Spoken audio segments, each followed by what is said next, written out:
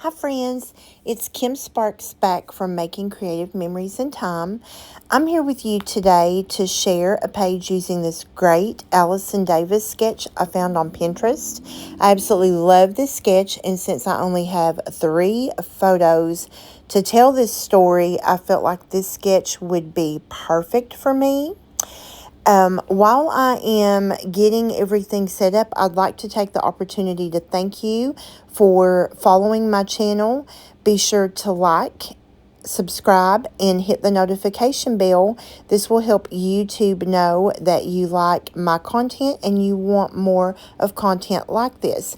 So here I'm just showing the different types of pattern papers I'm going to be using. My intent with this page today is to talk about how you can incorporate really busy papers in small quantities, balanced with white space, and a few little design principles to really make a cute page and not feel very overwhelmed.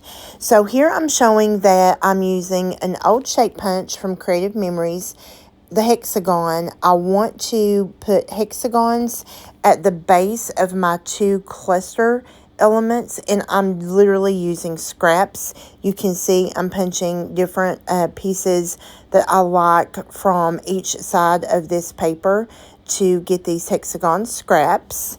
And now I am going to just look at, there is a 1 1/4 inch and a 1 1/2 inch hexagon. I pulled just a couple different sizes from each pattern paper, and on the reverse of some of these papers, depending on what was on the back of it, you got a different shade. Like this light blue here was the reverse of the same water paper, and I felt like that would be really good to add a lighter contrasting color to the bold green and yellow and darker blue in this page. So we are just looking at the back of each of these and sort of moving them in matching piles to the side. I have also pulled some embellishment pieces that I think may work with this page. Things I know are not working, I'm laying to the side. I love those old vintage lures. That large fish is probably not going to make it on this page. We don't actually see my nephew catching a fish, but the story I want to tell is about this time he's with my dad. Just looking over the stickers to see, I may use some stickers from this collection, not sure. So we're going to move everything off to the side here. I am talking about one design principle that I like to use when I'm working with really busy, heavily patterned paper, is use a white bold mat on my photo. So here my photo mat is 3 1/4 by 4 1/4, and I trimmed the photo down. These blue water papers are literally scraps. I'm going to make them work for what I need. Again, we have busy paper, and I'm just looking at the length I cut. I may end up, based on how tall my stack of photos ends up being, I may trim that yellow fishing lure piece, and I may trim that busy green piece. Now, one thing I want to do to add some interest to this page without adding to the busyness is I'm pulling this soft Carolina blue ink, and where I know my 2 clusters, or in the vicinity of where I think my 2 clusters are going to go, I am going to add some of this blue ink just to sort of make a water-like area on the paper. And you see I'm going to wipe that off on the back of a different piece of paper. I can always go darker, but I can't go lighter. So I always take a little of that excess ink off in the beginning before I put it directly on my base. And then you will see me add another little inked area down near the lower left of this page. And again, those are going to be where my clusters are, and this ink is also going to act as a base layer for that cluster, and that will help offset or soften some of that busy paper. Now here you're going to see me pull in a clear shimmer brush. You're not really going to be able to see this through the camera, but this is adding just some clear droplet shimmer droplets in that area that I inked. And my purpose behind adding that is to just add some shimmer to the page and also help with the water-like appearance. And I'm going to hold the page up here. The camera may pick some of that up. You may see some of the sheen and shimmer. And because I'm not using Distress Oxide, it doesn't react with it, but it just adds to, okay? So now we're ready to start attaching our layers. You know, if you follow me, I love to use removable glue dots to hold my base page down while I'm working. It just really helps secure and hold everything, and it's easy to take off at the end. We're going to start with our 4x4. I'm just looking at this to see if there is a direction, if there's a way that the water flows more naturally on the pattern paper. We're going to go ahead and attach that. And then I do flip my mat upside down just so my head doesn't have to get in the camera. And now we're ready to start building our layers. I'm going to start with that very green, heavily patterned paper first. And then I am going to layer the yellow on top. Here I'm just going to fuss around a little with the placement of the photos. And then I do decide that I can trim at least an inch off of each of these other papers. And don't worry, that's not going to go into a scrap pile. That will be used on another layout or a card. I hold on to those little scrap pieces until I'm completely finished with my collection. And now we're just going to layer these back up again. And look at, that allows me to see more of the blue water paper. And we're going to attach these. And then in just a minute, I'm going to decide when I start placing the photos back, I'm going to see that I need another little scrap piece of that blue water paper. And I will add one more little piece that would be visible when I place the photos. But the way I add it, you're not even really going to. And now we're just going to continue to place paper and look at the placement of the photos. I can't decide. I don't want just a straight row of the photos because I want to add a little visual interest to this page. And here I look at stacking them, overlay or overlapping. I don't like that at all. And so I'm going to make the decision that I want to sort of tilt each one on the corner. And here is where I'm going to just snip one of those scrap pieces I was talking about and tuck that right in. And when I tuck that in, you're not going to see it. And then the photos will come in. And right there you can see it looks like that paper continues all the way up like it's a full piece, not just scraps. And then I place those around. Get happy with where I have them. And now we're going to commit with adhesive. I want to say again just how much I love these photos. I love that big white border, the mat. I really feel like that's helping them pop off the page. And my favorite photo here is the top one, the one of my nephew sitting on the dock. And I just think to myself, wonder what he's thinking. Of course, I'm the one who took these pictures, but these pictures are from back in 2011. Here I am thinking about using this hook, line, and sinker as my title. And then I'm just going to dry fit in some of these different size hexagons. I'm just moving this around, trying to decide what I want where. If you guys follow me, you know one of the hardest things for me, well, not necessarily hard, but it just takes me a minute to decide where I want things placed. I always fidget and fuss with embellishments. I think I'm just a little too picky. Here I am mixing in some of both sizes in the upper cluster element and the lower cluster element. Again, I'm just going to dry fit everything together and then just give like a visual, make sure my eye is happy with the way things are placed. And I'm deciding to use that element, embellishment element of the old big lures. I feel like that's great. So here I am going to start adhering these down to the page.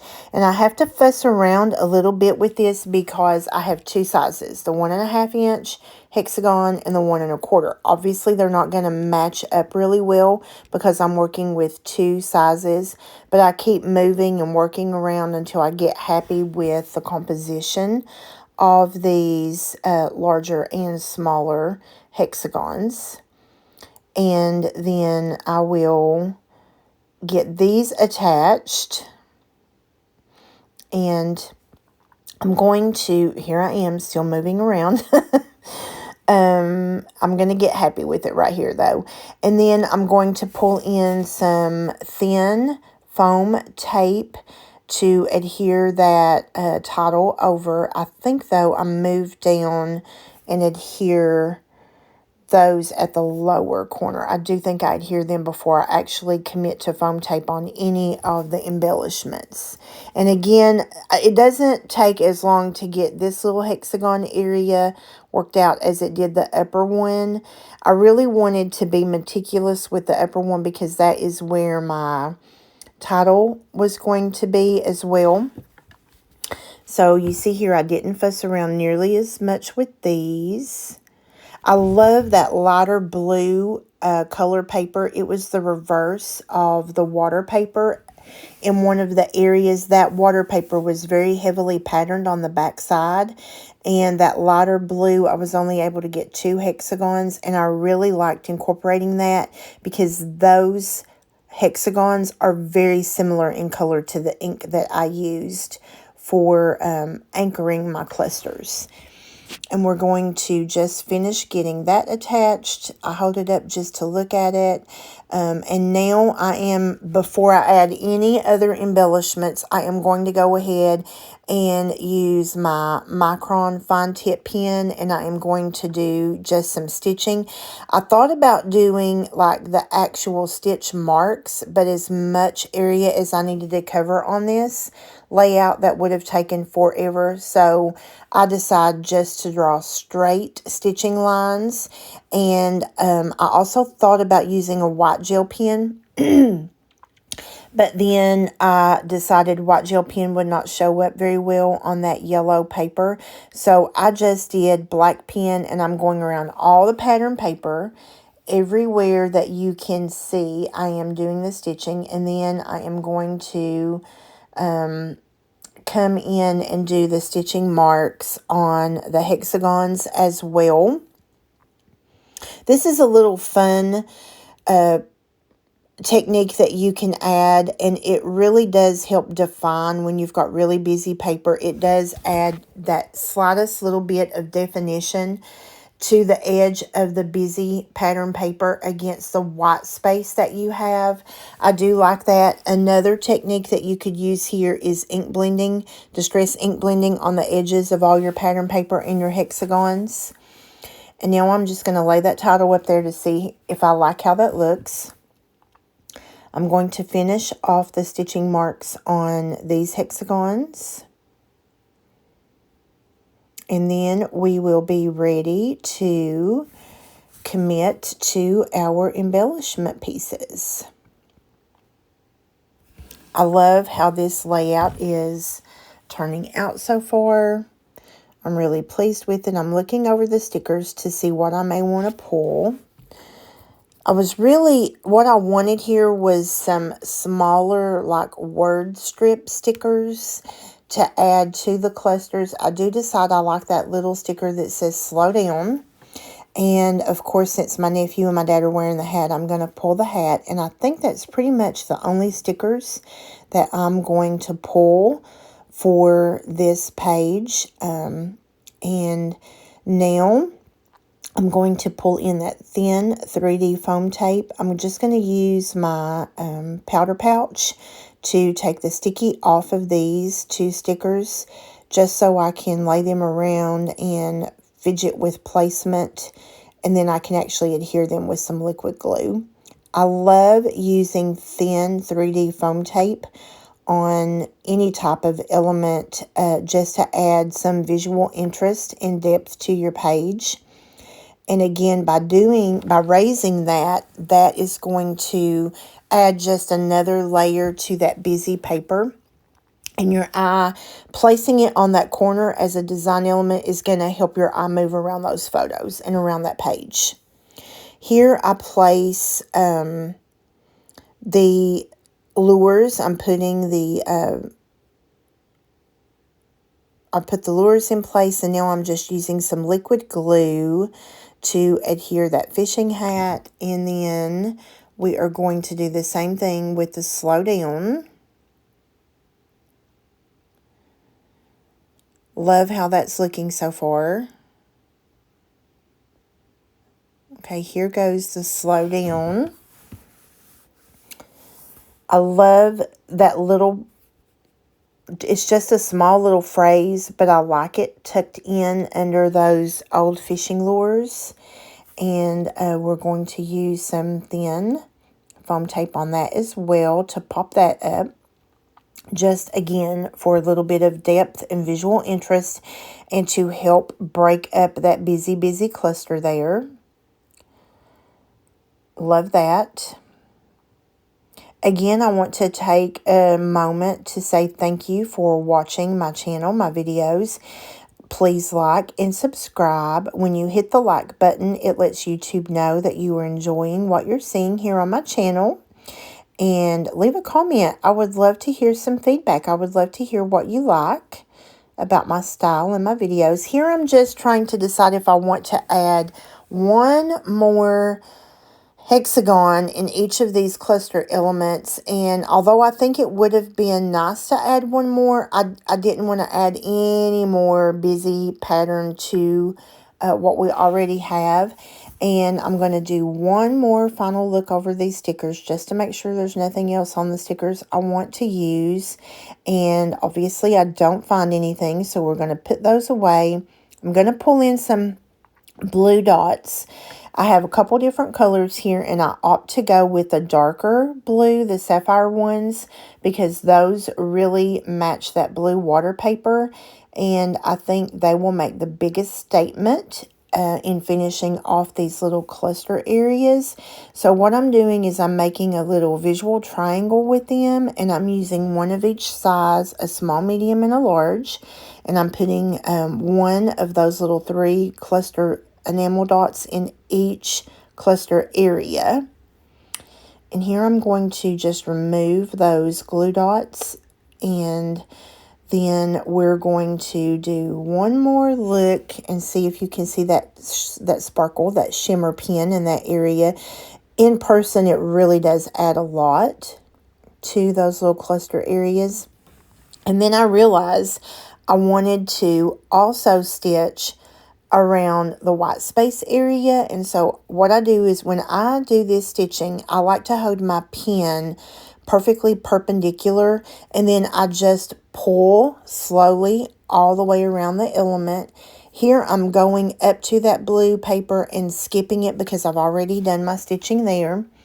Just working around that area, skipping the little corners of the hexagons. And then we are almost finished with this page. How cute did it turn out? I love, love, love this faux stitching. I love the inking. I love the shimmer brush. I love the embellishments. And I'm going to add the story right there to the left, right above that cluster element. And that will help break that white space there. And again, here's a look at that Allison Davis sketch. Thanks for watching. I appreciate you. Be sure to hit like and subscribe. See you next time.